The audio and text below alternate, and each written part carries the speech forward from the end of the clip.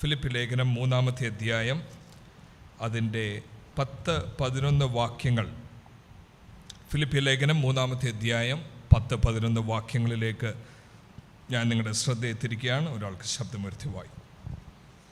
ഞാൻ ക്രിസ്തുവിനെ നേടേണ്ടതിനും ന്യായപ്രമാണത്തിൽ നിന്നുള്ള എൻ്റെ സ്വന്തം നീതിയല്ല, ക്രിസ്തുവിങ്കിലുള്ള വിശ്വാസം മൂലം ദൈവം വിശ്വസിക്കുന്നവർക്ക് നൽകുന്ന നീതി തന്നെ ലഭിച്ച് അവനിൽ ഇരിക്കേണ്ടതിനും അവൻ്റെ മരണത്തോട് അനുരൂപപ്പെട്ടിട്ട് അവനെയും അവൻ്റെ പുനരുദ്ധാനത്തിൻ്റെ ശക്തിയെയും അവൻ്റെ കഷ്ടാനുഭവങ്ങളുടെ കൂട്ടായ്മയും അനുഭവിച്ചറിയേണ്ടതിനും ഇങ്ങനെ വല്ല വിധേനയും മരിച്ചവരുടെ ഇടയിൽ നിന്നുള്ള പുനരുദ്ധാനം പ്രാപിക്കണമെന്നും വെച്ച് ഞാൻ അവൻ്റെ നിമിത്തം എല്ലാം ഉപേക്ഷിച്ച് ചവറ് എന്ന് എണ്ണുന്നു. പൗലോസിൻ്റെ ജീവിതത്തിൽ നിന്നും വളരെ ശക്തമായ ഒരു വാക്യങ്ങളാണ് നമ്മളിവിടെ വായിച്ചത്. ഇന്ന് രാത്രി ഇതിലൂടെ ദൈവം നമ്മളോട് സംസാരിക്കും എന്ന് ഞാൻ വിശ്വസിക്കുന്നു. ദൈവസന്നിധിയിൽ പ്രാർത്ഥിച്ചപ്പോൾ, ദൈവത്തിൻ്റെ സന്നിധിയിൽ ഏൽപ്പിച്ചു കൊടുത്തപ്പോൾ പ്രത്യേകമായി ഈ വേദഭാഗങ്ങൾ ദൈവൻ്റെ ഹൃദയത്തിൽ പ്രകാശിപ്പിക്കുകയും ഞാൻ വിശ്വസിക്കുന്നു ദൈവത്തിന് നമ്മളോട് ഈ അവസാന സെഷനിൽ, ഉപവാസ പ്രാർത്ഥനയുടെ അവസാന സെഷനിൽ ദൈവത്തിന് ഹൃദ്യമായി നമ്മളോട് സംസാരിക്കാനും നമ്മുടെ ഹൃദയത്തിൽ വലിയ മാറ്റങ്ങൾ ദൈവത്തിന് വരുത്തുവാനും ഉണ്ട്.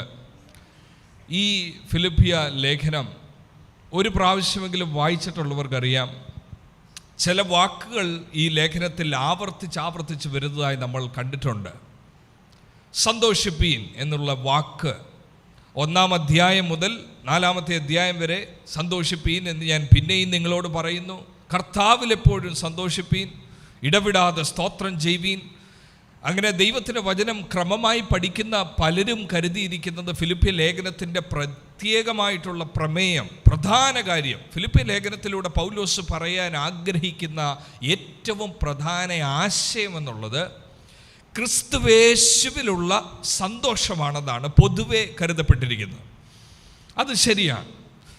ദൈവത്തിലുള്ള സന്തോഷം, ക്രിസ്തുവിലുള്ള സന്തോഷം, ക്രിസ്തുവിലുള്ള സമാധാനം. എന്നാൽ അതിൻ്റെ ആ ഒരു പശ്ചാത്തലം മനസ്സിലാക്കുന്നത് വളരെ അത്യാവശ്യമാണ്. ഏത് സാഹചര്യത്തിലാണ് പൗലോസ് ഈ സന്തോഷത്തെക്കുറിച്ച് പറയുന്നത്, ആരോടാണ് ഈ സന്തോഷത്തെക്കുറിച്ച് പറയുന്നത് എന്നുള്ള ആ ഭാഗങ്ങൾ മനസ്സിലാക്കേണ്ടത് വളരെ ആവശ്യമാണ്. പൗലോസ് തൻ്റെ 2-ാമത്തെ മിഷണറി യാത്രയിലാണ് ഈ ഫിലിപ്പിയ പട്ടണത്തിൽ ചെല്ലുന്നത്. അവിടെ വളരെ അതിശയകരമായി സഭ സ്ഥാപിതമായി. അവിടെ നിങ്ങൾക്കറിയാം, അപ്പോസ്തല പ്രവൃത്തി വായിക്കുന്നത് കാരാഗ്രഹത്തിൻ്റെ അനുഭവമുണ്ടായി പൗലോസിന്. കാരാഗ്രഹത്തിലായി. അപ്പോഴാണ് അർദ്ധരാത്രിയിൽ അവർ ദൈവത്തെ ആരാധിക്കുകയും സ്തുതിക്കുകയും ചെയ്തപ്പോൾ ചങ്ങലകൾ പൊട്ടിയ അനുഭവം ഉണ്ടായത് ഈ പട്ടണത്തിലാണ്. പൗലോസ് അവിടെ നിന്നും യാത്രയായി, ദൈവസഭ അവിടെ ഉണ്ടായി എന്നുള്ളത് സത്യമാണ്. അവിടുന്ന് യാത്രയായ പൗലോസും ഇവരും തമ്മിൽ, ഈ വിശ്വാസികളും തമ്മിൽ ഒരു അഭേദ്യ ബന്ധമുണ്ടായിരുന്നു എന്നുള്ളത് 1-ാമത്തെ അധ്യായം അതിൻ്റെ 5-ാമത്തെ വാക്യത്തിൽ ഇപ്രകാരം കാണുന്നു. Because of your partnership in the gospel from the first day until now. 5-ാമത്തെ വാക്യം ഒന്ന് വായിക്കാമോ? അവരുടെ കൂട്ടായ്മയെക്കുറിച്ച് പറയുന്ന ആ വാക്യം ഒന്ന് വായിക്കാമോ? 1-ാം നാൾ മുതൽ ഇതുവരെയും സുവിശേഷ ഘോഷണത്തിൽ നിങ്ങൾക്കുള്ള കൂട്ടായ്മ നിമിത്തം. അത് വളരെ ശ്രദ്ധിക്കണം. നിങ്ങൾക്കുള്ള കൂട്ടായ്മ എന്ന് പറയുമ്പോൾ കേവലം പ്രാർത്ഥനയുടെ കൂട്ടായ്മ മാത്രമല്ലായിരുന്നു. പൗലോസ് പലരിൽ നിന്നും സാമ്പത്തികമായി വാങ്ങിയില്ല, പ്രത്യേകിച്ച് കൊരിന്ത് സഭയിൽ നിന്ന് വാങ്ങിയില്ല. പൗലോസ് സാമ്പത്തികം സ്വീകരിച്ചിട്ടുള്ള അപൂർവം സ്ഥലങ്ങളിൽ ഒന്നാണ് ഈ ഫിലിപ്പിയ സഭ.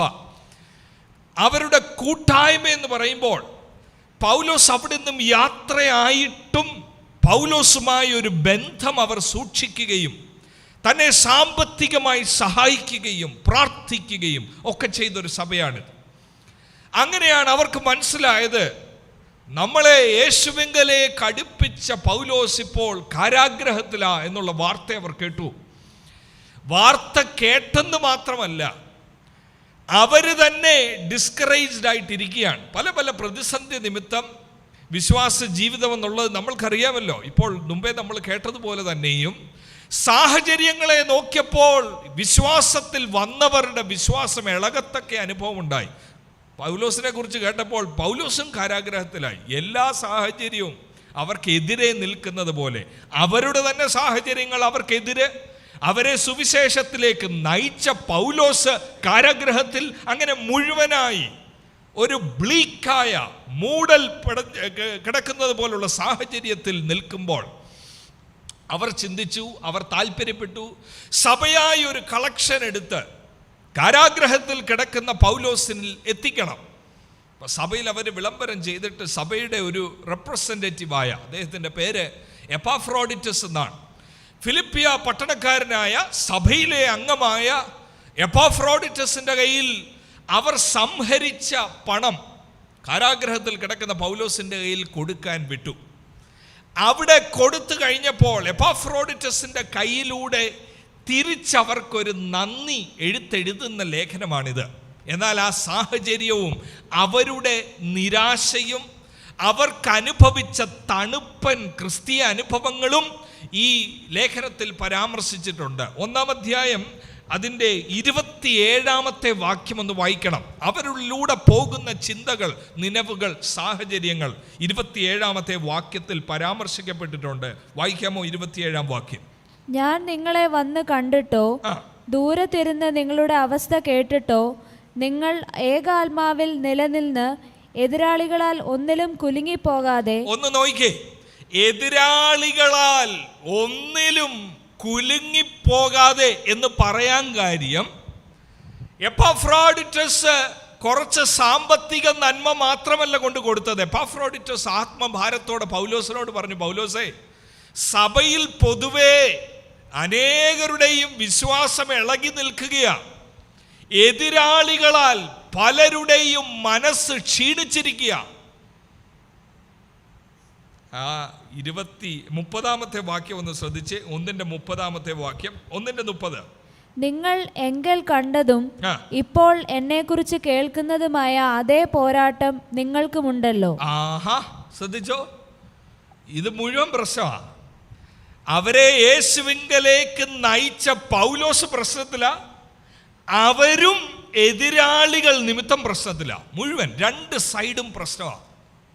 ഇതല്ലേ 30-ാം വാക്യത്തിൽ നമ്മൾ കാണുന്നത്. Since you are going through the same struggle you so I had. നിങ്ങൾ പോകുന്ന വേദനയിലൂടെ ഇപ്പം ഞാനും പോവുക. നമ്മളെല്ലാം ഒരിടത്തൂടാ പോകുന്നതെന്നാണ് പൗലോസ് പറയുന്നത്. പ്രസംഗിക്കുന്ന ആളും കേട്ട വിശ്വാസിയും വിശ്വസിച്ചവരും എല്ലാം ഒരിടത്തായി. എല്ലാവർക്കും പ്രതിസന്ധി ഉണ്ടായി. എന്നാൽ ഇവിടുത്തെ ഒരു വ്യത്യാസം, പൗലോസ് പ്രതികരിച്ചതുപോലെ അല്ല അവർ പ്രതികരിച്ചത്. പൗലോസ് പ്രതികരിച്ചത് എങ്ങനെയാണെന്ന് ചോദിച്ചാൽ, ഈ ഓർപ്പിച്ചല്ലോ ആദ്യം തന്നെ ഈ ലേഖനത്തിൽ ആവർത്തിക്കുന്ന ഒരു വാക്യം 1-ാം അധ്യായം 4-ാം വാക്യത്തിൽ ആദ്യമായി നമ്മളത് കാണുന്നു. In all my prayers for all of you I always pray with joy. ഞാൻ സന്തോഷത്തോടെയാണ് നിങ്ങൾക്ക് വേണ്ടി പ്രാർത്ഥിക്കുന്നത്. 1-ാം അധ്യായം തന്നെ 18-ാമത്തെ വാക്യത്തിൽ I will continue to rejoice. ഞാൻ പിന്നെയും സന്തോഷത്തോടിരിക്കും. നിങ്ങൾ പോകുന്ന സാഹചര്യത്തിലൂടെയാണ് ഞാനും പോകുന്നത്. പൗലോസ് പറയുക, ഞാൻ കാരാഗ്രഹത്തിൽ ഇരിക്കുന്നു, നിങ്ങൾ വൈരികളാൽ എതിർപ്പുകളാൽ ഭാരപ്പെട്ടിരിക്കുന്നു, പക്ഷേ എൻ്റെ പ്രതികരണം സന്തോഷമാണ്. കാരാഗ്രഹത്തിൽ ഇരിക്കുമ്പോൾ ഞാൻ സന്തോഷിക്കുന്നു. I will continue to rejoice. അപ്പോഴാ പൗലോസ് പറയുന്നത്, ഇത് വാസ്തവത്തിൽ എഴുതാൻ കാര്യം, സന്തോഷം എന്ന് പറയുമ്പോൾ എന്താ അതിൻ്റെ ആശയമെന്ന് പറഞ്ഞാൽ, എനിക്കുള്ള സന്തോഷം നിങ്ങൾക്കും ഉണ്ടാകണം, അതിനുവേണ്ടി ഇത് എഴുതിയ എന്ന് പറഞ്ഞാൽ, ഇന്ന് രാത്രി നമുക്കെല്ലാവർക്കും ഈ ദിവ്യ സന്തോഷം ദൈവത്തിന് തരാൻ ആഗ്രഹമുണ്ടെന്ന് ദൈവത്തിൻ്റെ മുൻ നിർണയത്തിൽ എഴുതി ഈ വചനങ്ങൾ നമുക്ക് നൽകിയിരിക്കുന്നത്. ഈ സാഹചര്യം വഴിയായി കടന്നു പോകുന്നവർ ഈ ഉപവാസ പ്രാർത്ഥനയിൽ ഇന്നിവിടെ ഇരിപ്പുണ്ട്. നമ്മൾക്ക് വേണ്ടിയൂടെയുള്ള ദൈവത്തിൻ്റെ വചനമാണ്. പൗലോസ് ആവർത്തിച്ച് പറയുന്നത് നോക്കിയേ, 2:18 വാക്യം നോക്കിയേ. പൗലോസിന്റെ പ്രതികരണം അവർക്ക് വേണമെന്ന് പൗലോസ് ആഗ്രഹിക്കുന്നു. 2:18 വാക്യം നോക്കാമോ? അങ്ങനെ തന്നെ നിങ്ങളും സന്തോഷിപ്പീൻ. അങ്ങനെ തന്നെ നിങ്ങളും സന്തോഷിപ്പീൻ. ഞാൻ സന്തോഷിക്കുന്നത് പോലെ നിങ്ങളും സന്തോഷിക്കണം. പക്ഷെ നിങ്ങൾക്ക് ആ സന്തോഷം ഇല്ലെന്ന് പൗലോസ് പറയുന്നു. നിങ്ങൾക്ക് നിരാശയാ, നിങ്ങൾ ഇളകിപ്പോകുന്നു. പക്ഷെ ഞാനും കാരാഗ്രഹത്തിലാ, ഞാൻ സന്തോഷിക്കുന്നു. എന്നെ പോലെ നിങ്ങളും സന്തോഷിക്കണം. അതിനുള്ള സീക്രട്ടാണ് 3-ാം അധ്യായത്തിൽ കുറിവാക്യമായി നമ്മൾ വായിച്ച 3:10-11. അതിലേക്ക് ഞാൻ വരാം. 3-ാം അധ്യായം 1-ാം വാക്യം കൂടെ നോക്കാമോ? 3-ാം അധ്യായം 1-ാം വാക്യം. ഒടുവിൽ എൻ്റെ സഹോദരന്മാരെ കർത്താവിൽ സന്തോഷിപ്പിൻ. കണ്ടോ, ഇപ്പൊ തന്റെ സന്തോഷം അവരോട് പറയുക, ഞാൻ സന്തോഷിക്കുന്നത് പോലെ. 1-ാം അധ്യായം 4-ാം വാക്യത്തിൽ ഞാൻ സന്തോഷത്തോടെ പ്രാർത്ഥിക്കുന്നു. 1-ാം അധ്യായം 18-ാം വാക്യത്തിൽ ഞാൻ സന്തോഷിക്കുന്നു. ഈ എൻ്റെ സന്തോഷം, പ്രിയമുള്ളവരെ, നിങ്ങളും ആ സന്തോഷം പ്രാപിക്കണം എന്ന് വെച്ച് എഴുതിയ ലേഖനമാണിത്. അപ്പോൾ ഒരു കാര്യം മനസ്സിലാക്കണം. ആരോ പറഞ്ഞ പോലെ, the happiest man in the Roman empire is in prison. എവിടെ നിന്നോണ്ടാ എഴുതുന്നത്? സഹോദരന്മാരെ, സഹോദരിമാരെ, നിങ്ങൾ സന്തോഷിക്കണം. നിങ്ങൾ ഞാൻ സന്തോഷിക്കുന്ന പോലെ സന്തോഷിക്കണം. എവിടെ നിന്നോണ്ടാ? വീട് തടങ്കലിൽ കഴിയുന്നതിൻ്റെ നടുക്ക് നിന്നുകൊണ്ട് എഴുതുകയാണ് സന്തോഷിക്കണം. അപ്പോൾ ക്രിസ്തീയ സന്തോഷമെന്നുള്ളത് സാഹചര്യങ്ങളെ അടിസ്ഥാനമാക്കിയുള്ളതേ അല്ല. ക്രിസ്തീയ സന്തോഷമെന്നുള്ളത് സാഹചര്യങ്ങളിൽ അടിസ്ഥാനമായി നിൽക്കുന്നതല്ല. ക്രിസ്തീയ സന്തോഷം ഇരിക്കുന്നത് ഒരുവൻ എൻ്റെ ഉള്ളിൽ വസിക്കുവാൻ വന്നു എന്നുള്ള അറിവിനാൽ വെളിയിലേക്ക് വരുന്ന ഒരു അനുഭവമാണ് സന്തോഷം. അതുകൊണ്ടാണ് പറയുന്നത് കർത്താവിൽ സന്തോഷിപ്പീൻ. സാഹചര്യങ്ങളിലല്ല, കർത്താവിൽ സന്തോഷിപ്പീൻ. കാരാഗ്രഹത്തിൻ്റെ നടുക്ക് കിടക്കുമ്പോഴും ഞാൻ സന്തോഷിക്കുന്നു എന്ന് പറയാൻ കാര്യം, ഈ കാരാഗ്രഹത്തിന് വിലങ്ങൽ വെക്കാൻ ഒക്കത്തില്ല എൻ്റെ ഉള്ളിൽ വസിക്കുന്ന യേശുവിനെ. നിങ്ങൾ തിരിച്ചറിഞ്ഞിട്ടുണ്ടോ?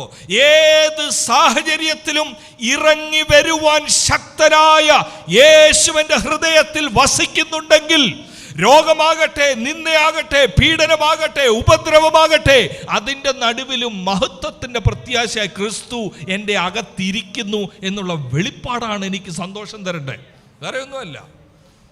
പക്ഷെ നമ്മളും പലപ്പോഴും ലോകക്കാരെ പോലെ കുറച്ച് പൈസ ഒരുമിച്ച് കാണുമ്പോൾ ഒരു വലിയ സന്തോഷമാണ്, അല്ലെങ്കിൽ ഭൗതികമായ എന്തെങ്കിലും ഒരു കാര്യം നടക്കുമ്പോൾ സന്തോഷം, ഭൗതികമായ ഏതെങ്കിലും ഒരു കാര്യത്തിൽ അഫക്റ്റഡ് ആകുമ്പോൾ അന്നത്തെ ഞായറാഴ്ചയോ യോഗത്തിനോ വന്ന് വളരെ മൗനമായി മ്ലാനമായി സന്തോഷിക്കാൻ ഒക്കാത്ത പോലെ, എന്നാലും ദൈവം ഇങ്ങനെയൊക്കെ ചെയ്തല്ലോ എൻ്റെ ജീവിതത്തിൽ എന്നുള്ള ചോദ്യചിഹ്നങ്ങളോട് ഇരിക്കുന്ന അവസ്ഥകൾ കാണുന്നു. ഈ സന്തോഷിക്കാനുള്ള ആർജവം, സന്തോഷിക്കാനുള്ള ഈ ഉത്തേജനം, സന്തോഷിക്കാനുള്ള ഈ വെളിപ്പാട് പൗലോസിന് കിട്ടിയത് എവിടുന്നാ? ഇതൊരു വെളിപ്പാടാണ്. അക്ഷരിക കണ്ണുകൾ കൊണ്ട് കണ്ടാൽ റോമാ കാരാഗ്രഹത്തിൽ ഇരുന്നുകൊണ്ട് സന്തോഷിക്കാനൊന്നും ആർക്കും തോന്നത്തില്ല. അവിടെയാണ് 3-ാം അധ്യായം 10-11 വാക്യങ്ങളിലേക്ക് എനിക്ക് നിങ്ങളുടെ ശ്രദ്ധയെ കൊണ്ടുവരാൻ ആഗ്രഹം. അവിടെ പ്രധാനമായിട്ടും പൗലോസ് പറയുന്നത്, I want to know Christ. എനിക്ക് കർത്താവിനെ അറിയണം. എനിക്കവനെ അറിയണമെന്നുള്ള ആ വാക്കിൻ്റെ അർത്ഥം എനിക്കവനെ അനുഭവിക്കണമെന്നാണ് അതിൻ്റെ അർത്ഥം. I want to experience Jesus. അറിവല്ല, അറിവുണ്ട്. പൗലോസിന് അറിവുണ്ട്, ധാരാളം അറിവുണ്ട്. പ്രത്യേകിച്ച് ദമസ്കോസിൻ്റെ ആ അനുഭവമൊക്കെ കഴിഞ്ഞിട്ട് അറേബ്യയിൽ പോയപ്പോൾ, പിന്നീട് യെരുശലേമിൽ വന്നപ്പോൾ, പിന്നീട് ടാർസസിൽ പോയപ്പോൾ പഴയ നിയമത്തിലെ ഭാഗങ്ങൾ അതെങ്ങനെ യേശു ക്രിസ്തുവിൻ്റെ നിഴലിൽ വ്യാഖ്യാനിക്കണമെന്നൊക്കെ ഒരുപാട് അറിവുണ്ട്. പഴയ നിയമത്തിൽ യഹൂദന്മാർ ഉരുവിട്ട പ്രാർത്ഥന, hear Israel, the lord our god is one. ഏക ദൈവം, ആ ഏക ദൈവത്തിനകത്ത് ഇപ്പൊ യേശുവിനെ എങ്ങനെ കാണണം, ഇതൊക്കെ അറിവുണ്ട്. എന്നാൽ പൗലോസ് നമ്മുടെ മുമ്പിൽ വരച്ച് കാണിക്കുന്ന ക്രിസ്തീയ യാത്രയുടെ ആ അനുഭവത്തിൽ ഏറ്റവും മുന്നിട്ട് നിൽക്കുന്ന ഒരു തത്വം, I want to know Christ. എനിക്ക് യേശുവിനെ അറിയണം, എനിക്കവനെ അനുഭവിക്കണം. അപ്പോൾ ആ I want to know Christ എന്നുള്ള ഒന്ന് തിരിച്ചൊരു ക്വസ്റ്റ്യനാക്കി ഇട്ടാൽ, വാട്ട് ഡു യു വാണ്ട്? അതാണ് ദൈവത്തിന് നമ്മളോട് ഇന്ന് രാത്രി ചോദിക്കാനുള്ളത്. എന്താ നമുക്ക് വേണ്ടിയത്? What do you want? അതിൻ്റെ ആൻസർ പൗലോസ് പറയുന്നു, I want to know Christ.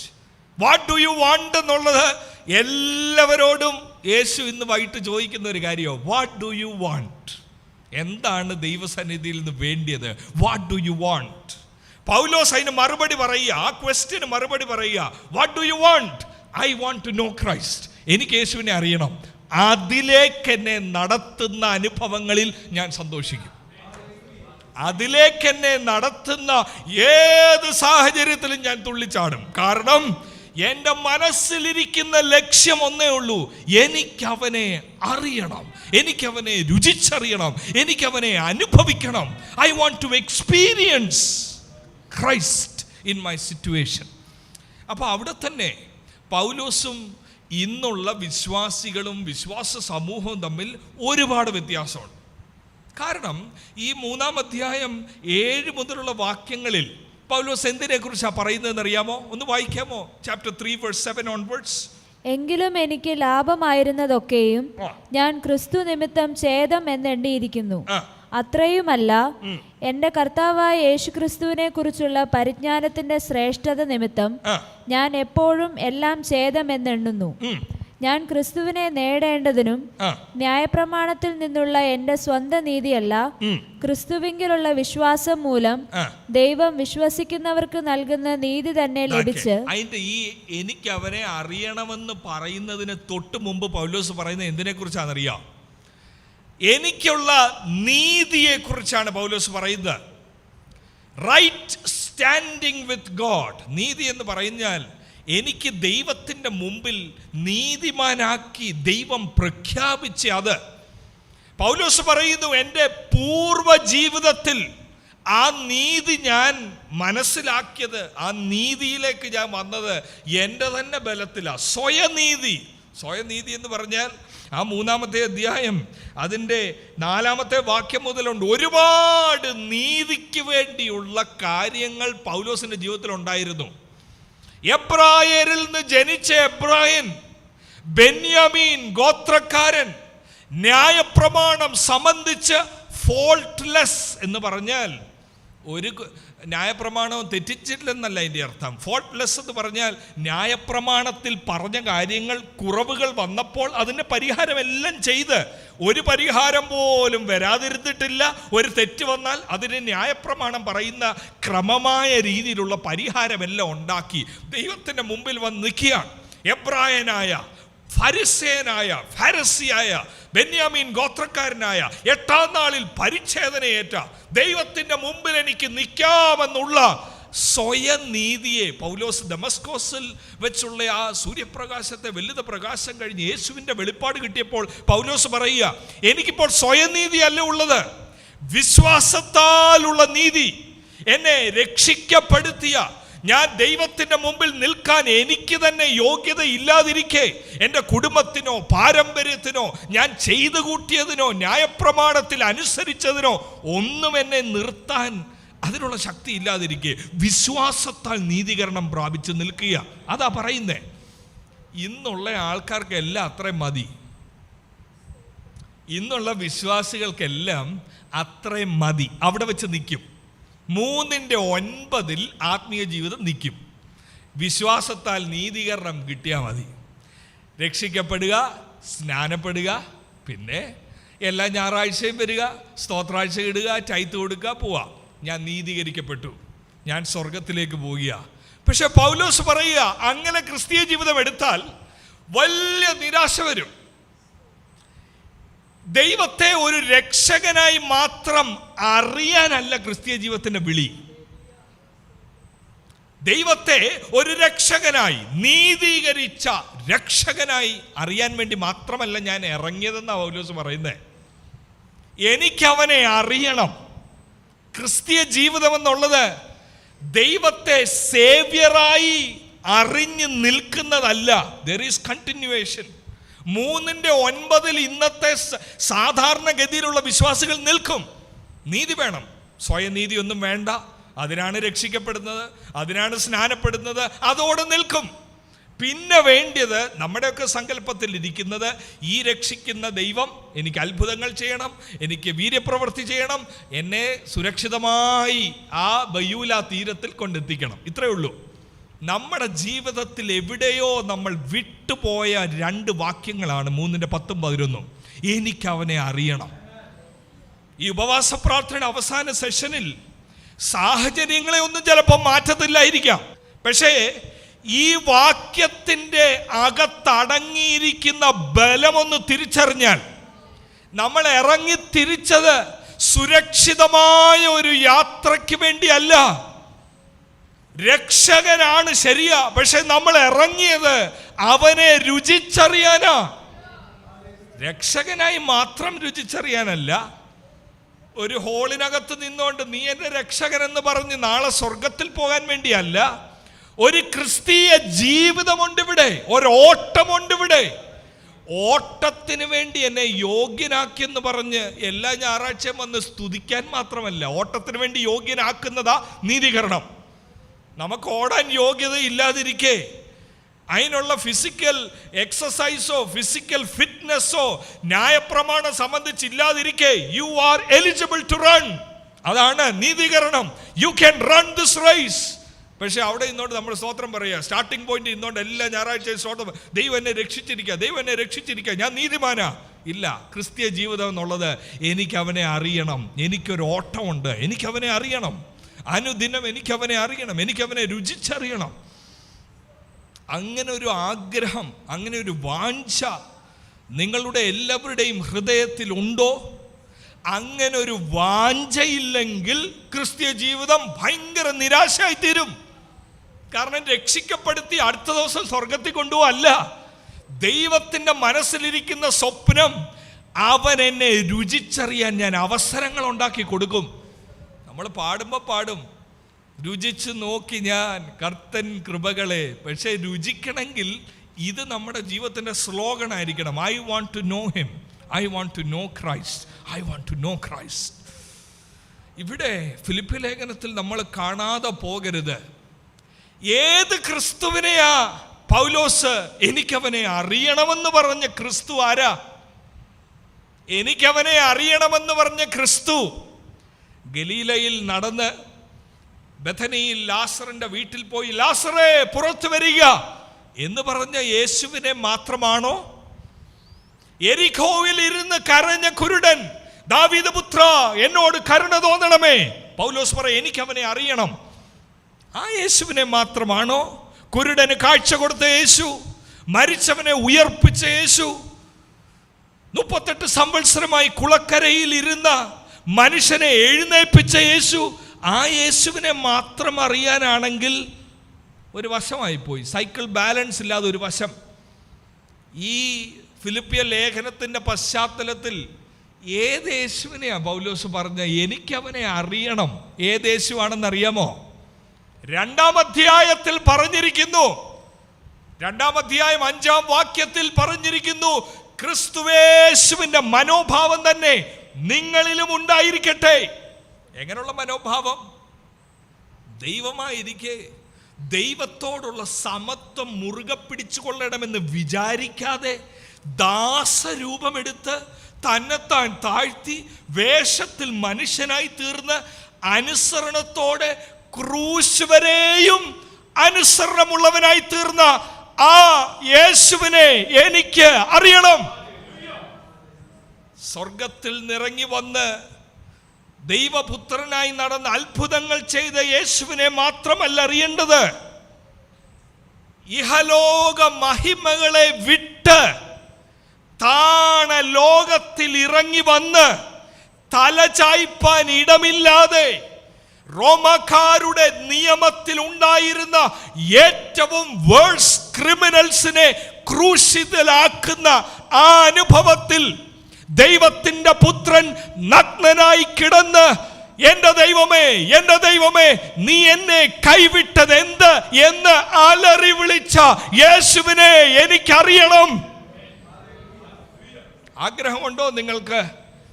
Not only a triumphalistic Jesus, but a suffering Jesus. സഹനത്തിന്റെ പ്രതീകമായ യേശു, ത്യാഗത്തിന്റെ പ്രതീകമായ യേശു, മനുഷ്യരെ രക്ഷിക്കാൻ അവരിൽ ഒരുവനായ യേശു, തന്നെ ആക്രമിച്ചവരെ, ഉപദ്രവിച്ചവരെ, നിന്ദിച്ചവരെ, പിതാവേ ഇവർ ചെയ്തത് എന്തെന്നറിയായികയാൽ ഇവരോട് ക്ഷമിക്കണമേ എന്ന് കരഞ്ഞ യേശുവിനെ എനിക്കറിയണം. അതറിയണമെങ്കിൽ സമർത്ഥിയിൽ അതറിയാനൊക്കത്തില്ല. ആ യേശുവിനെ അറിയുന്നതാണ് ക്രിസ്തീയ ജീവിതത്തിന്റെ മാഹാത്മ്യം. The secret of Christian life is knowing that suffering servant who died on the cross. ക്രൂശിൽ മരിച്ച ത്യാഗനിർഭരമായ ജീവിതം നയിച്ച് മറ്റുള്ളവർക്ക് വേണ്ടി തന്നെത്താൻ ഏൽപ്പിച്ചു കൊടുത്ത യേശുവിനെ അറിയുന്നതാ ക്രിസ്തീയ ജീവിതത്തിന്റെ മാഹാത്മ്യം. ആ യേശുവിനെ അറിയുവാനാ ദൈവം നമ്മളെ വിളിച്ചത്. ഈ അറിയുക എന്നുള്ളത് രക്ഷ വേറെയൊന്നും, അറിയുക എന്നുള്ളത് സൗകര്യം ഉണ്ടെങ്കിൽ ചെയ്യുക എന്നുള്ളതും അങ്ങനെ ഒരു കാര്യമല്ല. യോഹന്നാന്റെ സുവിശേഷം 17:3 വേണമെങ്കിലും ഒന്ന് വായിച്ചേ. പല പ്രാവശ്യം നമ്മൾ ചിന്തിച്ചിട്ടുള്ള ഭാഗമാണ്, എന്നാലും വായിച്ചേ 17:3 വാക്യം. ഏകസത്യദൈവമായ നിന്നെയും നീ അയച്ചിരിക്കുന്ന യേശുക്രിസ്തുവിനെയും അറിയുന്നത് തന്നെ നിത്യജീവനാകുന്നു. ആ വാക്ക് എനിക്കവനെ അറിയണമെന്ന് ഇവിടെ പറഞ്ഞ വാക്കാണിത്. ഏക സത്യമായ നിന്നെയും നീ അയച്ച ദാസനായ യേശുവിനെ അറിയുന്നതാ നിത്യജീവൻ. അപ്പൊ നീതീകരിക്കപ്പെട്ടതുകൊണ്ട് ആ ഒരു ഒറ്റ നിമിഷം കൊണ്ട് എല്ലാം കഴിഞ്ഞു, ഇനി ഞാൻ സ്വർഗത്തിൽ പോവാന്ന് പറയാനൊക്കത്തില്ല. Knowing Christ is indispensable. ഇതൊരു ഓപ്ഷൻ ഇല്ല. എനിക്കവനെ അറിയണമെന്ന് നമ്മളെല്ലാവരും പറഞ്ഞില്ലേലും കുഴപ്പമില്ല, എല്ലാവരും വാഗൊണ്ട് പറയേണ്ടതാ എനിക്കവനെ അറിയണം. കാരണം യേശുവിനെ അറിയുന്നതാണ് നിത്യജീവൻ എന്ന് യോഹന്നാൻ എഴുതി വച്ചിരിക്കുക. അവനെ അറിയുന്നത്, അവൻ്റെ മിഷൻ അറിയുന്നത്, അവൻ ആരാണെന്നറിയുന്നത്, ദൈവമായി യേശുവിനെ തിരിച്ചറിയുന്നത്. ദൈവമായി തിരിച്ചറിയാന്ന് പറയുമ്പോൾ ദൈവത്തിൻ്റെ അത്ഭുത പ്രവർത്തികളെ മാത്രമല്ല, the mission of God, identity of God തിരിച്ചറിയുന്നത്. 4 കാര്യങ്ങൾ പൗലോസ് പറയുന്നുണ്ട്. എനിക്കവനെ അറിയണം എന്ന് പറഞ്ഞിട്ട് ഒന്നാമത് പറയുന്നത് yes to know the power of his resurrection. എന്താ അറിയേണ്ടത്? യേശുവിനെ അറിയണമെന്ന് പറയുമ്പോൾ ഒന്നാമത് അറിയുന്ന കൂട്ടത്തിൽ എഴുതുന്നത് I want to know the power of his resurrection. അവൻ്റെ പുനരുത്ഥാനത്തിൻ്റെ ശക്തി എനിക്കറിയണം. യേശുവിനെ അറിയുക എന്ന് പറഞ്ഞാൽ എന്താ? യേശുവിനെ അറിയുക എന്ന് പറഞ്ഞാൽ ബൈബിൾ ക്ലാസ്സിന് എഴുതി വെക്കുന്നത് മാത്രമല്ല, ആ അറിവ് അത്യാവശ്യമാണ്, അല്ലെങ്കിൽ വഞ്ചിക്കപ്പെട്ടു പോകും. തിരുവഴുത്തുകളെയും ദൈവശക്തിയെയും അറിയായികയാൽ നിങ്ങൾ തെറ്റിപ്പോകുന്നു. ആ എഴുതി വെക്കുന്നത് അത്യാവശ്യമാണ്, പ്രത്യേകിച്ച് ഈ കാലഘട്ടത്തിൽ. എന്നാൽ അതുകൊണ്ട് മാത്രം നടക്കത്തില്ല ഇത്. ഇവിടെ പൗലോസ് പറയുന്നു ആ പുനരുത്ഥാനത്തിന്റെ ശക്തി എനിക്കറിയണം എന്ന് പറഞ്ഞാൽ എന്താ? എന്തുകൊണ്ടാ പുനരുത്ഥാനം എന്ന് അവിടെ പറയാൻ കാര്യം? 2 രീതിയിൽ അതിനെ കാണാം. ഒന്ന്, ഈ പുനരുത്ഥാനത്തിന്റെ ശക്തിയെക്കുറിച്ചെന്ന് പറയുന്നതിന് മുമ്പ് പറയുന്നത് നീതീകരണത്തോടുള്ള ബന്ധത്തിലാണ്. സ്വയം നീതിയല്ല, ദൈവം എനിക്ക് തരുന്ന ഒരു നീതി, വിശ്വാസത്താലുള്ള നീതീകരണം പറഞ്ഞിട്ടാണ് പറയുന്നത് എനിക്കവനെ അറിയണം, പുനരുത്ഥാനത്തിന്റെ ശക്തി. അപ്പോൾ നീതീകരണവും പുനരുത്ഥാനത്തിന്റെ ശക്തിയും തമ്മിൽ ബന്ധമുണ്ട്. റോമാലേഖനം ഒന്ന് നോക്കിയേ, 4-ാമത്തെ അധ്യായം എൻ്റെ 34-ാമത്തെ വാക്യം ഒന്ന് വായിക്കാമോ? റോമൻസ് ചാപ്റ്റർ 4 വേഴ്സ് 25, 25-ാമത്തെ വാക്യം. റോമാലേഖനം 4:25 വാക്യം വായിക്കാമോ? നമ്മുടെ അതിക്രമങ്ങൾ നിമിത്തം മരണത്തിന് ഏൽപ്പിച്ചും നമ്മുടെ നീതീകരണത്തിനായി ഉയർപ്പിച്ചുമിരിക്കുന്ന നമ്മുടെ കർത്താവായ യേശുവിനെ മരിച്ചവരിൽ നിന്ന് ഉയർപ്പിച്ചവനിൽ വിശ്വസിക്കുന്ന നമുക്കും കണക്കിടുവാനുള്ളതാകയാൽ തന്നെ. അവിടെ നീതീകരണത്തെ കുറിച്ചാണ് പറയുന്നത്. തൻ്റെ നീതി നമ്മൾക്ക് വേണ്ടി കണക്കിടുന്നു. ഉയർത്തെഴുന്നേൽക്കപ്പെട്ട യേശു, ദ റിസറക്റ്റഡ് ജീസസ്. ഇതുമായിട്ട് എഫേസ്യ ലേഖനത്തിലും ബന്ധമുണ്ട്. നിങ്ങൾ വായിച്ചിട്ടുണ്ടായിരിക്കുമല്ലോ. എഫേസ്യ ലേഖനം 2-ാം അധ്യായം 5-6 വാക്യങ്ങളിലൊക്കെ നമ്മൾ വായിക്കുന്നത് പാപത്തിലും അതിക്രമങ്ങളിലും മരിച്ചവരായ നമ്മളെയും അവൻ ഉയർപ്പിച്ചു. ഉയർത്തെഴുന്നേൽറ്റ യേശു, പുനരുത്ഥാനത്തിൻ്റെ ശക്തിയെ അറിയണമെന്ന് പറഞ്ഞാൽ ആ ഉയർത്തെഴുന്നേറ്റ യേശുവിൻ്റെ ശക്തി എന്നിൽ വ്യാപരിക്കുമ്പോൾ അതിക്രമങ്ങളിൽ മരിച്ചവരായ എൻ്റെ കണ്ണും തുറന്നു. അങ്ങനെ ഒരു ബന്ധം അവിടെ ഉണ്ട്. അതുകൊണ്ടാണ് പൗലോസ് പറയുന്നത് എനിക്ക് യേശുവിനെ അറിയണം. അവൻ്റെ പുനരുത്ഥാനത്തിൻ്റെ ശക്തി എന്ന് പറഞ്ഞാൽ ആ പുനരുത്ഥാനത്തിൻ്റെ ശക്തിയിലൂടെയാണ് എനിക്ക് നീതീകരണമുള്ളത്, എനിക്ക് ദൈവസന്നിധിയിൽ നിൽക്കാനുള്ള സ്റ്റാൻഡിങ് തുറന്നത്. It is through the resurrection of Jesus and it is through the resurrected Jesus. എന്നാൽ അതൊരു ഭാഗം എന്നുള്ളേ ഉള്ളൂ. യെസ്, നമ്മുടെ നീതീകരണത്തോടുള്ള ബന്ധത്തിൽ ഉയർത്തെഴുന്നേറ്റ യേശു നമ്മളെയും ഉയർത്തെഴുന്നേൽപ്പിച്ചു. നമ്മുടെ ഉൾക്കണ്ണിനെ ഉയർത്തെഴുന്നേറ്റ യേശു തൻ്റെ ശക്തിയാൽ തുറന്നു. എന്നാൽ ഇതിന് വേറൊരു വശമുണ്ട്. ആ വശത്തെ നിങ്ങളുടെ മുമ്പിൽ ഇന്ന് രാത്രിയിൽ പറയുവാൻ എൻ്റെ മനസ്സിൽ ഭയങ്കരമായ ഹേമം, നിയോഗം ദൈവം തരുന്നു. പുനരുത്ഥാനത്തിൻ്റെ ശക്തി എന്ന് പറഞ്ഞാൽ എനിക്ക് അവനെ അറിയണം. അവൻ്റെ പുനരുത്ഥാനത്തിൻ്റെ ശക്തി അറിയണമെന്ന് പറഞ്ഞാൽ അതിൻ്റെ അർത്ഥം എൻ്റെ സാഹചര്യങ്ങളിൽ, അനുദിന ജീവിതത്തിൽ, ശുശ്രൂഷയിൽ, ആ സാഹചര്യങ്ങളുടെ നടുവിൽ എനിക്ക് പുനരുത്ഥാനത്തിൻ്റെ ശക്തി അറിയണമെന്നും അതിനർത്ഥവ്യാപ്തിയുണ്ട്. ദൈവന്റെ ഹൃദയത്തിൽ തന്ന ഒരു ആലോചന ഞാൻ നിങ്ങളോട് വിളിച്ചു പറയാം. ആർക്കാ പ്രിയ ദൈവമക്കളെ ഉയർപ്പുള്ളത്? ആർക്കാ ഉയർപ്പുള്ളത്? ജീവനോടിരിക്കുന്നവർക്കാണോ? മരിച്ചവർക്കാ? പൗലോസ് എഴുതുമ്പോൾ പറയുന്നത് ജീവനോടിരിക്കുന്ന നമ്മൾ രൂപാന്തരപ്പെടും.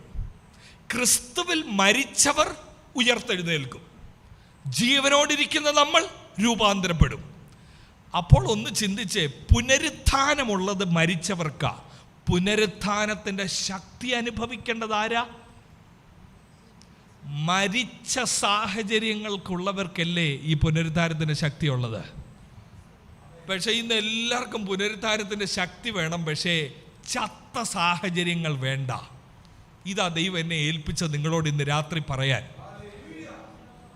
പുനരുത്ഥാനത്തിൻ്റെ ശക്തി അനുഭവിക്കണമെങ്കിൽ നിർജീവമായ വിഷയം വേണം. അല്ലെങ്കിൽ പുനരുത്ഥാനത്തിൻ്റെ ശക്തി അനുഭവിക്കത്തില്ലല്ലോ. ചാകാത്തവന് പുനരുത്ഥാനം ഇല്ലല്ലോ. സ്വയശക്തിയിൽ ചെയ്യാൻ ഒക്കുന്നിടത്ത് പുനരുത്ഥാനത്തിൻ്റെ ശക്തി വേണ്ടായല്ലോ. എനിക്ക് അവനെ അറിയണം. അവന്റെ പുനരുത്ഥാനത്തിന്റെ ശക്തി എന്ന് പറയാൻ കാര്യം, പുറമേയുള്ള മനുഷ്യൻ ക്ഷയിച്ചുകൊണ്ടിരിക്കുന്ന പൗലോസിന് ആ പുനരുത്ഥാനത്തിന്റെ ശക്തി വേണ്ടിയത്. ഈ നിക്ഷേപം മൺപാത്രങ്ങളിൽ തന്നിരിക്കുന്നു എന്ന് പറഞ്ഞ പൗലോസിന് ആ പുനരുത്ഥാനത്തിന്റെ ശക്തി വേണ്ടിയത്. എവിടെ ഇപ്പൊ കിടക്കുന്ന? ഞാൻ പറഞ്ഞല്ലോ, റോമ കാരാഗ്രഹത്തിൽ കിടക്കുന്ന പൗലോസിനാണ് ഈ പുനരുത്ഥാനത്തിന്റെ ശക്തി അറിയാനുള്ള സാധ്യതയുള്ളത്. ഒരു കുഴപ്പവും ജീവിതത്തിൽ ഇല്ലാത്തവൻ ഈ പുനരുത്ഥാനത്തിന്റെ ശക്തി എന്തിനാ? ചുമ്മാ കൈയടിക്കാനാണോ ഈ ശക്തി? എനിക്ക് യേശുവിനെ അറിയണം. അവന്റെ പുനരുത്ഥാനത്തിന്റെ ശക്തി എനിക്കറിയണമെന്ന് പറയാൻ കാര്യം, യേശുവിനെ പിൻപറ്റി തുടങ്ങിക്കഴിഞ്ഞ് വൻ പരാജയം, നിർജീവ സാഹചര്യം, അതിന്റെ നടുവിൽ മനുഷ്യന് ചെയ്യാൻ ഒക്കാത്തത് യേശു ചെയ്യുന്നത് എനിക്ക് അനുഭവിക്കണം. അതാണ് അതിന്റെ അർത്ഥം കേട്ടോ. അനേക നാളുകളായി പ്രാർത്ഥിച്ച നിർജീവ വിഷയങ്ങൾ ഉണ്ടെങ്കിൽ അതിന്റെ നടുവിൽ ഈ വചനത്തിന്റെ ശക്തി ഇന്ന് രാത്രി ഒന്ന് വ്യാപരിക്കട്ടെ. നിർജീവമെന്ന് കരുതിയിടത്ത് ജീവന്റെ ശക്തി ഇന്ന് രാത്രി വ്യാപരിക്കട്ടെ. സാഹചര്യങ്ങളുടെ മേൽ വ്യാപരിക്കട്ടെ, ശരീരത്തിന്റെ മേൽ വ്യാപരിക്കട്ടെ. യേശുവിന്റെ പുനരുത്ഥാന ശക്തി നമ്മുടെ സാഹചര്യങ്ങളിൽ വ്യാപരിക്കട്ടെ. അതിനുള്ളതാ ഇത്. പക്ഷെ ഇത് പ്രാർത്ഥിക്കുമ്പോൾ സൂക്ഷിച്ചേ പ്രാർത്ഥിക്കാവൂ. കർത്താവേ, എനിക്ക് അവനെ അറിയണം, പുനരുത്ഥാനത്തിന്റെ ശക്തി അറിയണമെന്ന് പറഞ്ഞാൽ പ്രതീക്ഷിക്കേണ്ടത് ചത്ത സാഹചര്യമാണ് പ്രതീക്ഷിക്കേണ്ടത്. അല്ലാത്തവർക്ക് പുനരുത്ഥാനത്തിന്റെ ശക്തി ഇല്ല. ആ പുനരുത്ഥാനത്തിന്റെ ശക്തി ഉള്ളത് കൊണ്ടല്ലേ പറയുന്നത് ജീവിക്കുന്ന ക്രിസ്തു മരിക്കുന്ന ലാഭം. അതാ പുനരുത്ഥാനത്തിന്റെ ശക്തി. ആ പുനരുത്ഥാനത്തിന്റെ ശക്തി ഉള്ളത് കൊണ്ടല്ലേ പറയുന്നത് ഞാൻ ആരെ വിശ്വസിച്ചിരിക്കുന്നു എന്ന് ഞാൻ അറിയുന്നു. പുനരുത്ഥാനത്തിന് ശക്തി ഉള്ളത് കൊണ്ടല്ലേ പറയുന്നത് അവൻ എൻ്റെ സങ്കേതമാ. പുനരുത്ഥാനത്തിന് ശക്തി ഉള്ളത് കൊണ്ടല്ലേ പറയുന്നത് ഞാൻ കർത്താവിൽ സന്തോഷിക്കുന്നു. സന്തോഷിക്കാൻ ഒരു മാർഗമേ ഉള്ളൂ പ്രിയ ദൈവമക്കളെ, നമുക്ക് യേശുവിനെ അറിയണം. അവൻ്റെ പുനരുത്ഥാനത്തിൻ്റെ ശക്തി നമുക്കറിയണം. പക്ഷെ പുനരുത്ഥാനത്തിൻ്റെ ശക്തി അറിയണമെങ്കിൽ അവൻ്റെ മരണത്തിൽ നമ്മൾ പങ്കാളികളാകണം. അവിടാണ് രണ്ടാമത് ആ ലിസ്റ്റിൽ കിടക്കുന്ന എന്താണെന്നറിയാമോ? എനിക്കവനെ അറിയണം. I want to know Christ. Yes, to know the power of his resurrection. തൻ്റെ പുനരുത്ഥാനത്തിൻ്റെ ശക്തി അറിയണം. And participate in his sufferings. അവൻ്റെ മലയാളത്തിൽ ഒന്ന് വായിക്കാമോ അത്? അവന്റെ മരണത്തോട് അനുരൂപപ്പെട്ടിട്ട്, ഒന്ന് നോയിക്കേ, അനുരൂപപ്പെട്ടിട്ട് അവനെയും അവന്റെ പുനരുദ്ധാനത്തിന്റെ ശക്തിയെയും അവന്റെ കഷ്ടാനുഭവങ്ങളുടെ കൂട്ടായ്മയും. ആർക്കാ പുനരുത്ഥാനത്തിന്റെ ശക്തി?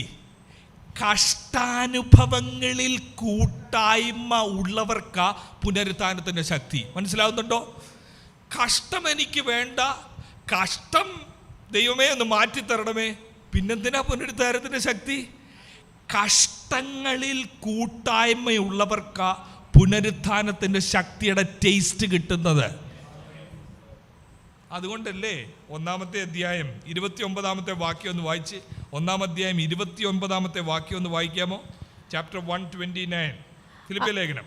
അത് ദൈവം തന്നെ വെച്ചതാകുന്നു, ക്രിസ്തുവിൽ വിശ്വസിപ്പാൻ മാത്രമല്ല അവനു വേണ്ടി കഷ്ടം അനുഭവിപ്പാനും കൂടെ നിങ്ങൾക്ക് വരം നൽകിയിരിക്കുന്നു. ഫിലിപ്പിയ ആൾക്കാരോട് പറയുക, കഷ്ടം അടുത്തൂടെ പോയപ്പോഴേ സന്തോഷം പോയി, വിശ്വാസത്തിൽ നിന്ന് ഇളകി.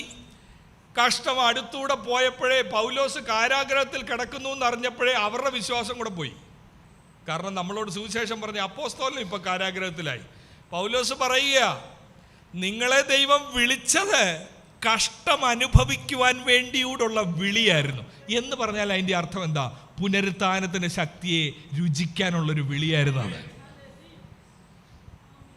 അതുകൊണ്ടല്ലേ പത്രോസ് എഴുതിയത്, കഷ്ടം വന്ന് സംഭവിക്കുമ്പോൾ ഏതോ ആശ്ചര്യമായത് സംഭവിച്ചു എന്ന് കരുതരുതേ. 1 പത്രോസ് 4:13, 1 പത്രോസ് 4:16, ക്രിസ്ത്യാനിയായി കഷ്ടം സഹിക്കേണ്ടി വന്നാലും ലജ്ജിക്കരുത്. ഏതോ ആശ്ചര്യമായത് വന്ന് ഭവിച്ചു എന്ന് കരുതരുത്. പ്രതീക്ഷിക്കാത്ത സാഹചര്യം നിങ്ങളുടെ കുടുംബത്തിൽ ഉണ്ടാകുമ്പോൾ അയ്യോ ഇതെന്താ ഇങ്ങനെ ഉണ്ടായതെന്ന് ചിന്തിക്കരുത്.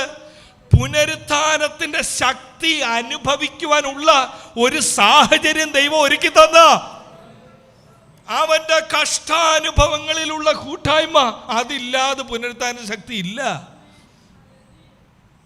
എത്രയെത്ര വാക്യങ്ങൾ അപ്പോസ്തലപ്രവൃത്തി 14:22 ത്രൂ മെനി ട്രിബുലേഷൻ, അനേക കഷ്ടങ്ങളിലൂടെ നമ്മൾ ദൈവരാജ്യത്തിൽ പ്രവേശിക്കണം. യോഹന്നാൻ 15:20 ഈ ലോകം എന്നെ പെർസിക്യൂട്ട് ചെയ്തെങ്കിൽ, ഉപദ്രവിച്ചെങ്കിൽ അത് നിങ്ങളെയും പെർസിക്യൂട്ട് ചെയ്യും. അപ്പൊ പെർസിക്യൂഷൻ നടക്കുമ്പോൾ ഇതിനെ മാറ്റണമേ എന്നല്ല, പുനരുത്ഥാനത്തിന്റെ ശക്തിയെ രുചിക്കാൻ എനിക്കൊരു ഭാഗ്യം തരണമേ. 1 പത്രോസ് 4:12 ഡു നോട്ട് ബി സർപ്രൈസ്, ഏതോ ആശ്ചര്യമായത് സംഭവിച്ചെന്ന് കരുതരുത്.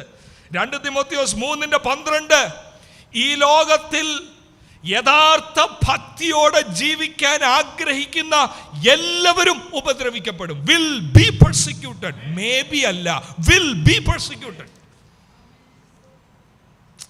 ഞാൻ ഇന്നലെ ഓർപ്പിച്ചല്ലോ, ഇന്നലെ വരാത്തവരുള്ളത് കൊണ്ട് ഞാൻ പറയാം. പൗലോസ് പ്രാർത്ഥിച്ചപ്പോൾ പല കാര്യങ്ങൾ പ്രാർത്ഥിച്ചെങ്കിലും ഒരു ലേഖനത്തിൽ മാത്രമല്ല, അനേക ലേഖനങ്ങളിൽ മുന്നിട്ട് നിൽക്കുന്ന തൻ്റെ ഒരു പ്രാർത്ഥനാ വിഷയമുണ്ട്. എന്താണെന്നറിയാമോ?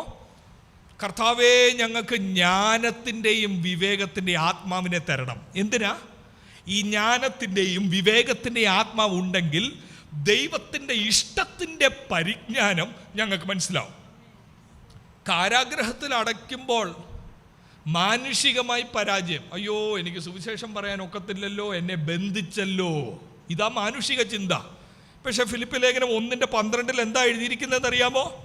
എനിക്ക് സംഭവിച്ചത് 1:12 വായിക്കാമോ?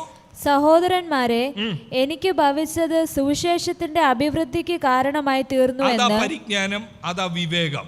ദൈവത്തിന്റെ ജ്ഞാനവും വിവേകവും വന്ന് നിറയുമ്പോൾ അവൻ്റെ ഇഷ്ടത്തിൻ്റെ പരിജ്ഞാനം തിരിച്ചറിയും. എനിക്ക് വന്ന് സംഭവിച്ചത് നല്ലതായി, കാരണം അനേകർ ധൈര്യത്തോടെ സുവിശേഷം പ്രസംഗിക്കുന്നു, സുവിശേഷത്തിൻ്റെ വ്യാപ്തി ഉണ്ടാകുന്നു. ഇത് തന്നെ 2 കൊരിന്ത്യർ ലേഖനം 1 നമ്മൾ കണ്ടു. പൗലോസ് പറയുന്നു, എനിക്ക് താങ്ങുന്നതിലപ്പുറമായ ഗ്രേറ്റ് പ്രഷർ എനിക്കുണ്ടായി. 1:8 വാക്യം 9 വാക്യം. പക്ഷെ അത് എന്തിനാ ഉണ്ടായതെന്ന് ചോദിച്ചാൽ, ഞങ്ങൾ മനുഷ്യരിൽ ആശ്രയിക്കാതെ ദൈവത്തിൽ ആശ്രയിക്കാൻ വേണ്ടി ദൈവം അനുവദിച്ചതാ. ജഡത്തിലെ ശൂലം അനുവദിച്ചു. എന്തിന്? നിഗളിച്ചു പോകാതിരിക്കാൻ ദൈവം അനുവദിച്ചു. ചിലത് ദൈവം അനുവദിക്കുന്നത് അവനിൽ ആശ്രയിപ്പിക്കാനാ, നിഗളം വരാതിരിക്കാനാ, സുവിശേഷത്തിന്റെ വ്യാപ്തിക്ക് വേണ്ടി അനുവദിക്കുന്നതാ. ഇന്നത്തെ സന്ദേശത്തിൽ നമ്മൾ മനസ്സിലാക്കുന്നത് ആ 3 അവിടെ ഉണ്ട്. അതിൻ്റെ കൂടെ പുനരുത്ഥാനത്തിന്റെ ശക്തിയെ രുചിക്കാൻ വേണ്ടിയാ ക്രിസ്തുയേശുവിന്റെ കഷ്ടാനുഭവങ്ങളുടെ കൂട്ടായ്മ ദൈവം എനിക്ക് അനുവദിക്കുന്നത്. ഈ കഷ്ടാനുഭവങ്ങളിലെ കൂട്ടായ്മ എന്നുള്ളത് പഴയ നിയമത്തിലെ ഒരു ക്യാരക്ടറായ, കഷ്ടത എന്ന് പറയുമ്പോഴേ നമ്മുടെ മനസ്സിൽ വരുന്ന ഒരു ക്യാരക്ടറാണ് ഇയ്യോബ്, അല്ലേ? സാധാരണഗതിയിൽ ഇയ്യോബിനെ കുറിച്ച് എടുക്കുമ്പോൾ ആകെ കൂടെ എടുക്കാറുള്ളത് അവന് ഇരട്ടിയായി 10 മടങ്ങ് തിരിച്ചു കിട്ടിയെന്നുള്ള ഭാഗം ലാസ്റ്റേ വായിക്കത്തുള്ളൂ. നഷ്ടപ്പെട്ടത് വായിക്കും, പിന്നെ അടുത്ത വായിക്കുന്നത് ഇയ്യോബിന് ഇരട്ടിയായി കിട്ടി, 10 ഇരട്ടി കിട്ടി, എല്ലാം കിട്ടി. ഈ കഷ്ടങ്ങളിലൂടെ ഇയ്യോബിന് നടന്നൊരു സംഭവമുണ്ട്. അവസാന അധ്യായത്തിൽ നമ്മൾ വായിക്കുന്നുണ്ട്. അത് കാണാതെ പോകരുത്. ഇതുവരെ അത് അടിവര ഇട്ടില്ലെങ്കിൽ അത് അടിവര ഇടണം. കഷ്ടങ്ങളിലൂടെ ദൈവത്തിൻ്റെ പദ്ധതിയെ 42 അധ്യായം 5 വാക്യം ഒന്ന് ശ്രദ്ധിച്ചു നോക്കിക്കേ. യോബിൻ്റെ പുസ്തകം 42 അധ്യായം 5 വാക്യം. നമ്മൾ പുനരുത്ഥാനത്തിൻ്റെ ശക്തിയെക്കുറിച്ച് ഇപ്പോൾ പറയുന്നു. പഴയ നിയമത്തിൽ തന്നെ പുനരുത്ഥാനത്തിൻ്റെ ശക്തി രുചിക്കാൻ അന്ന് അവസരമില്ലെങ്കിലും God still accomplished something through sufferings. എന്താ 42 വാക്യം? ഞാൻ നിന്നെ കുറിച്ച് ഒരു കേൾവി മാത്രമേ കേട്ടിരുന്നുള്ളൂ. അയ്യോ, ശ്രദ്ധിച്ചേ, യോബ് ആരായിരുന്നു? ഭക്തനായ മനുഷ്യൻ, നിഷ്കളങ്കമായി ജീവിച്ച മനുഷ്യൻ, നിർമ്മലതയോടെ ദൈവസന്നിധിയിൽ നടന്നവൻ. ആ ഇയ്യോബ് പറയുക, ഞാൻ നിന്നെ കുറിച്ചൊരു കേൾവി മാത്രമേ എനിക്കുണ്ടായിരുന്നുള്ളൂ. അതിന്റെ അർത്ഥം എന്താ വായിക്കുന്നേ? ഇപ്പോഴോ എപ്പോ?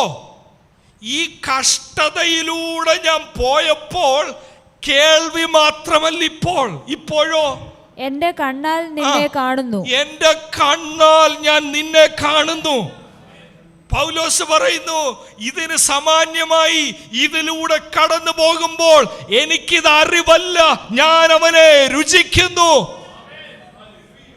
അതുകൊണ്ട് കഷ്ടങ്ങൾ വരുത്തരുതേ, ഇതൊന്ന് മാറ്റിത്തരണമേ. നല്ല പ്രാർത്ഥന, കറക്റ്റായ വേദപുസ്തക അടിസ്ഥാനത്തിലുള്ള പ്രാർത്ഥന.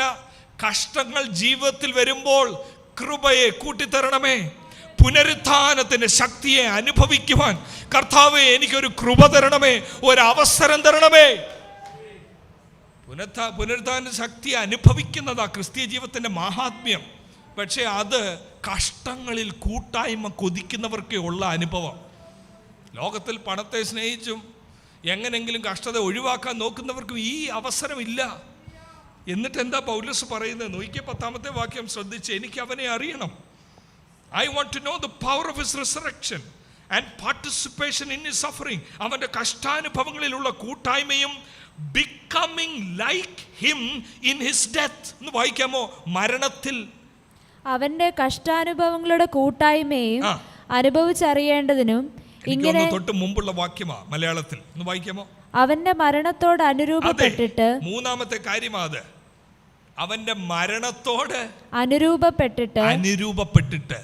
ആദ്യത്തെ കാര്യം പുനരുത്ഥാനത്തിന്റെ ശക്തി, 2-ാമത്തെ കാര്യം കഷ്ടാനുഭവങ്ങളിലുള്ള കൂട്ടായ്മ, 3-ാമത്തെ കാര്യം മരണത്തിൽ അവനോട് അനുരൂപപ്പെട്ട്, becoming like him in his death.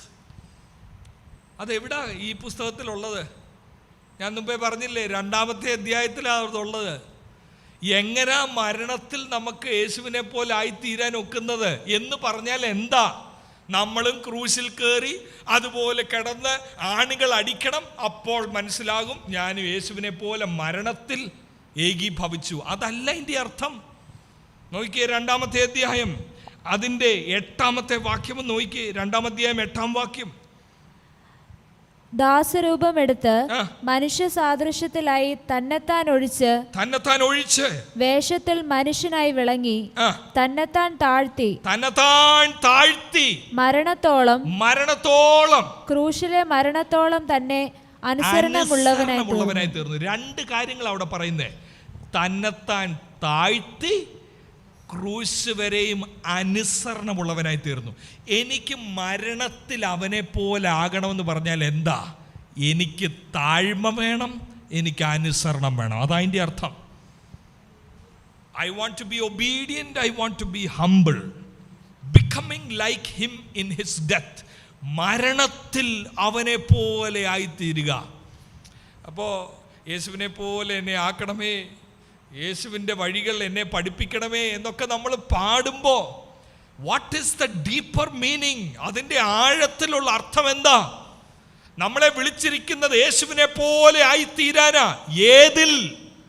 അവൻ്റെ മരണത്തിൽ അവനെ പോലെ ആയിത്തീരാൻ എന്ന് പറഞ്ഞാൽ എന്തിനു വേണ്ടിയാണ് ആ ക്രൂശ് മരണം? താൻ ചെയ്ത ഏതോ തിന്മയ്ക്ക് വേണ്ടിയുള്ള പരിഹാരമാണോ ക്രൂശ്? അല്ലല്ലോ. മറ്റുള്ളവരെ രക്ഷിക്കാൻ വേണ്ടിയല്ലേ ക്രൂശ് തന്നെത്താൻ. പൗലോസ് അതിനെ പറയുന്നത്, പാപം അറിയാത്തവനെ നാം അവനിൽ ദൈവത്തിൻ്റെ നീതിയാകേണ്ടതിന് വേണ്ടി അവൻ നമുക്ക് വേണ്ടി പാപമാക്കപ്പെട്ടു, പാപമാക്കി തീർത്തു. അതല്ലേ ക്രൂശ് പഠിപ്പിക്കുന്നത്. താഴ്മയോടെ ദൈവപുത്രൻ ക്രൂശ് എടുത്തുകൊണ്ട് നടക്കുന്ന കാഴ്ച ഭാവനയിൽ കാണാമെങ്കിൽ ഒരു നിമിഷം കണ്ടു നോക്ക്. പൗലോസ് ആ കാരാഗ്രഹത്തിൽ ഇരുന്ന് വിശ്വാസത്തിൽ ക്ഷീണിച്ചവരെ നോക്കി എഴുതുകയാ.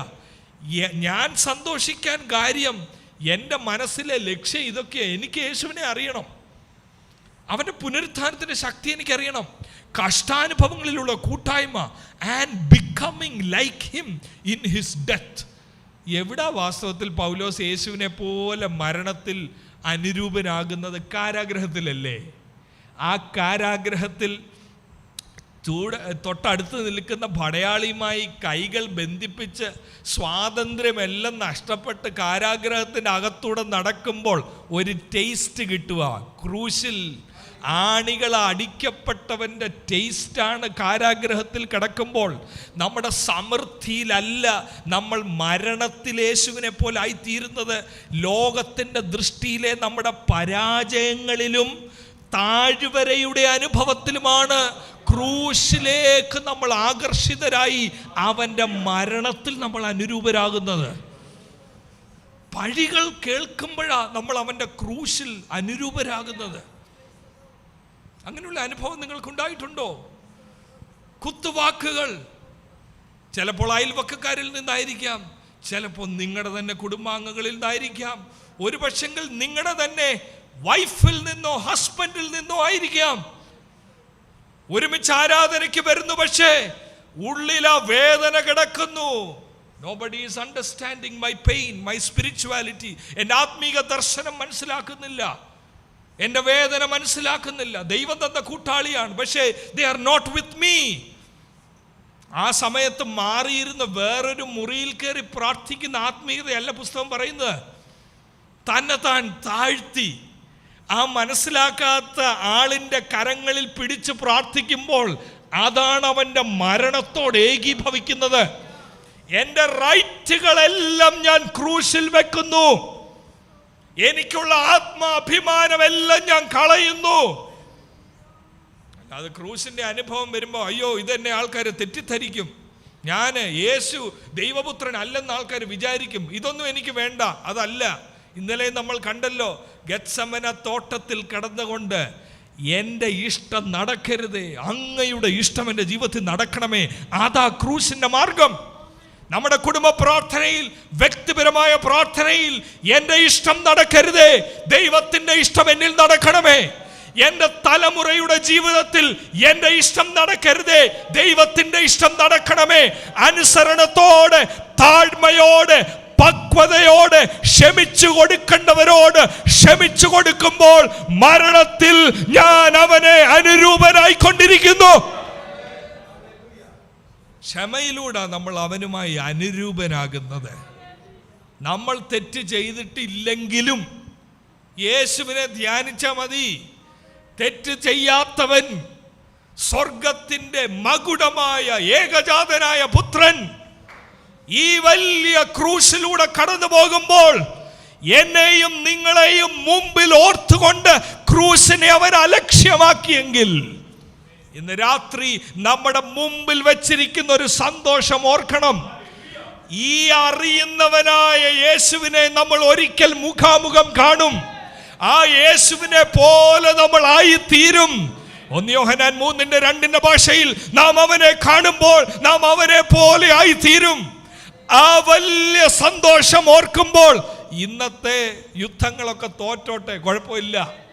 ഇന്ന് ക്ഷമിച്ചു കൊടുക്കുമ്പോൾ മനുഷ്യർ ചിന്തിക്കും ഇത് ബലഹീനതയാ, വഴക്കുണ്ടാക്കാൻ അറിയാത്തത് കൊണ്ടാ, അങ്ങനെയൊക്കെ തെറ്റിദ്ധരിച്ചോട്ടെ, സാരമില്ല.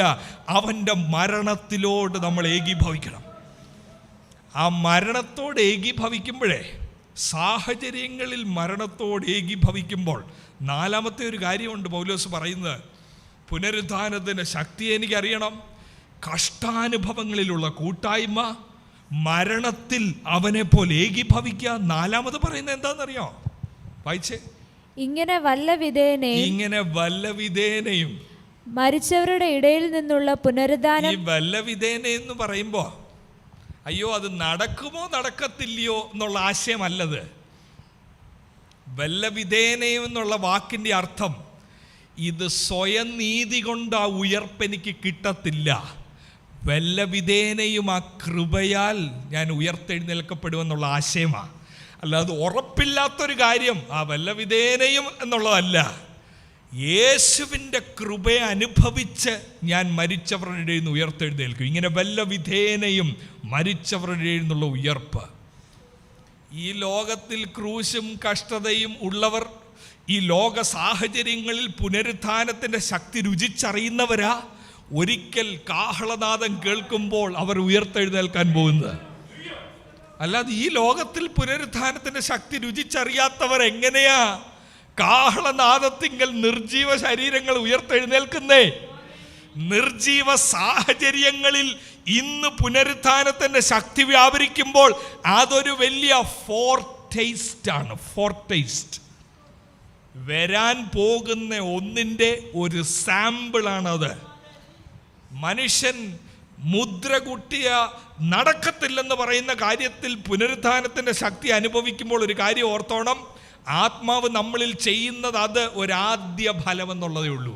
വരാൻ പോകുന്നുണ്ട് ഒരു വലിയ ഉയർപ്പ്. ആ ഉയർപ്പിലേക്ക് പോയിന്റ് ചെയ്യുന്നതാണ് ഈ പുനരുത്ഥാനത്തിൻ്റെ ശക്തി. എൻ്റെ സാഹചര്യത്തിലൂടെ ഞാനിപ്പോൾ അനുഭവിക്കുന്നത് ഭാവിയിൽ എൻ്റെ ശരീരത്തിൽ നടക്കാൻ പോകുന്നതാണ്. അപ്പോൾ വാസ്തവത്തിൽ പ്രാർത്ഥിക്കേണ്ടത് എന്താ? വളരെ ചിന്തിച്ച് പ്രാർത്ഥിക്കണം. ദൈവമേ, എനിക്ക് അങ്ങയെ അറിയണം, അങ്ങയുടെ പുനരുത്ഥാനത്തിൻ്റെ ശക്തി എനിക്കറിയണം. അപ്പോൾ ഉടൻ പ്രതീക്ഷിച്ചോണം, കഷ്ടങ്ങളിലുള്ള കൂട്ടായ്മയുണ്ട്, ഉടൻ വരും. ആ കഷ്ടങ്ങളിലുള്ള കൂട്ടായ്മയിൽ പുനരുത്ഥാനത്തിൻ്റെ ശക്തി ഞാൻ അനുഭവിക്കുമ്പോൾ ഒരു ദിവസം ഈ ശരീരത്തിൽ നിന്ന് ആത്മാവ് വേർപെടും. ഈ ദ്രവത്വമുള്ളത് മണ്ണിലേക്ക് ഏൽപ്പിക്കുമ്പോൾ മണ്ണോട് മണ്ണ് ചേരും. എന്നാൽ കാഹളനാദത്തിങ്കൽ ദ്രവത്വമുള്ളത് അദ്രവത്വത്തെ ധരിക്കും. എനിക്കവനെ അറിയണമെന്ന് പറയുമ്പോൾ ആ ഉയർപ്പിൽ മാത്രമല്ല, ഇന്നേ എനിക്കവനെ അറിഞ്ഞു തുടങ്ങണം. അവനെ അറിഞ്ഞു തുടങ്ങുമ്പോൾ ഒരു ദിവസം ഞാൻ രൂപാന്തരപ്പെട്ട ശരീരവുമായി തേജസ്സിലെടുക്കപ്പെടും. ഇത്രയും കാര്യങ്ങൾ മനസ്സിലുണ്ടെങ്കിൽ പിന്നെ നിരാശയുണ്ടോ? എല്ലാ സാഹചര്യവും it is ordained by God.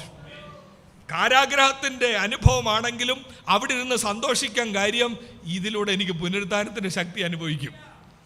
വാസ്തവത്തിൽ ഈ കാരാഗ്രഹത്തിൽ കിടന്നോണ്ടേ 1-ാം അധ്യായം അതിൻ്റെ 19-ാം വാക്യം ഒന്ന് ശ്രദ്ധിച്ച്. ഈ കാരാഗ്രഹത്തിൽ കിടക്കുമ്പോൾ പൗലോസിന്റെ മനസ്സിലൂടെ പോകുന്ന പുനരുത്ഥാനത്തിൻ്റെ ശക്തിയുടെ ഒരു സാമ്പിൾ ഉണ്ട് ആ 19-ാമത്തെ വാക്യത്തിൽ. ഒന്ന് വായിക്കാമോ?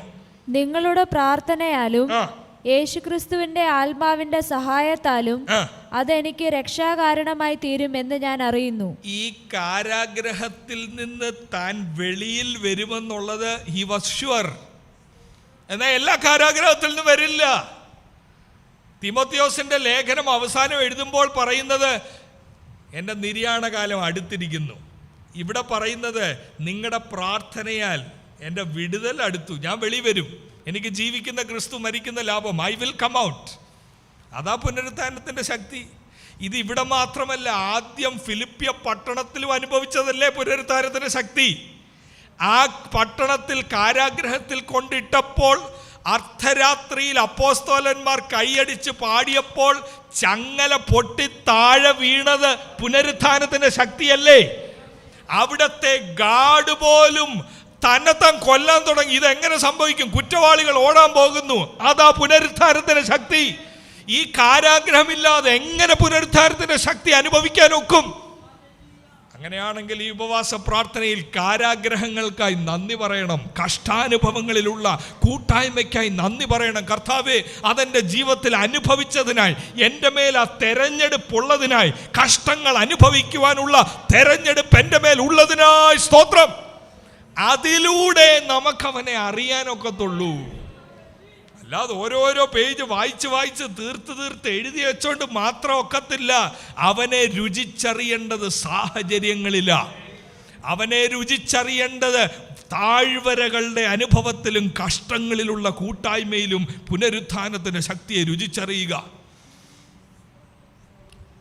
ഇങ്ങനെ ആ ഉള്ളിൽ ശക്തി വ്യാപരിക്കുമ്പോൾ ഏത് സാഹചര്യത്തിൻ്റെ നടുവിൽ നിന്ന് പറയാനൊക്കും. ഈ ഒരാപ്തവാക്യമായി ഫിലിപ്പ് ലേഖനം 1 നമ്മൾ കാണുന്നത് ഒന്ന് വായിക്കാമോ? ആ ക്രിസ്തുവേശുവിൻ്റെ നാളോളം അതിനെ തികയ്ക്കും. 6-ാമത്തെ വാക്യം ഒന്ന് വായിക്കാമോ? 1:6 വാക്യം. സുവിശേഷ ഘോഷണത്തിൽ നിങ്ങൾക്കുള്ള കൂട്ടായ്മ നിമിത്തം ഞാൻ നിങ്ങളെ ഓർക്കുമ്പോഴൊക്കെയും എൻ്റെ ദൈവത്തിന് സ്തോത്രം ചെയ്യുന്നു. കൃപയിൽ എനിക്ക് കൂട്ടാളിയായ നിങ്ങളെ ഒക്കെയും എൻ്റെ ബന്ധനങ്ങളിലും സുവിശേഷത്തിൻ്റെ പ്രതിവാദത്തിലും സ്ഥിരീകരണത്തിലും. എത്രാമത്തെ വാക്യമാ ഉള്ളത്? നിങ്ങളിൽ നല്ല പ്രവൃത്തി ആരംഭിച്ചവൻ. 4-ാമത്തെ വാക്യം വായിക്കാമോ? അത് സകല പ്രാർത്ഥനയിലും എപ്പോഴും സന്തോഷത്തോടെ പ്രാർത്ഥിച്ചും നിങ്ങളിൽ നല്ല പ്രവൃത്തി ആരംഭിച്ചവൻ. ഇന്ന് ഇവരിയ്ക്കുന്ന എല്ലാവരും കേൾക്കണമേ, ഇത് ഫിലിപ്പി ആൾക്കാർക്ക് വേണ്ടി മാത്രമുള്ളതല്ല.